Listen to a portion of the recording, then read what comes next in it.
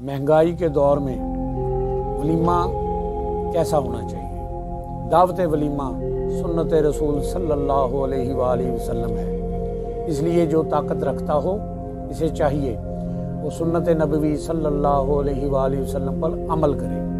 अब रहा मसला महंगाई के दौर में इस सुन्नत पर अमल करना, तो आप बिल्कुल सादा तरीके से खाना बनाएं और करीबी रिश्तेदारों और दोस्तों को बुलाकर खिला दें। कोशिश करें गरीबो गुरबा इस तकरीब में ज़रूर शामिल हों। ज़रूरी नहीं है कि आप बहुत बड़े पैमाने पर किसी शादी हाल में ही दावत खिलाएं या घर पर इसके लिए बहुत बड़ा बंदोबस्त करें। अगर आपने सुन्नत नबवी सल्लल्लाहु अलैहि वसल्लम पर अमल करना हो तो फिर बिल्कुल सादगी से कर सकते हैं, और यही आका अलैहिस्सलातु वस्सलाम ने हमें दर्स दिया है। और फजूल खर्ची ना की जाए, यानी आप अपनी चादर देखकर पाँव फैलाएं, ज़्यादा लंबे चौड़े चक्करों में ना पड़ें, और ना ही इसके लिए कर्ज़े वगैरह लेने की ज़रूरत होती है। अगर आप इस्तिताअत नहीं रखते तो ना करें।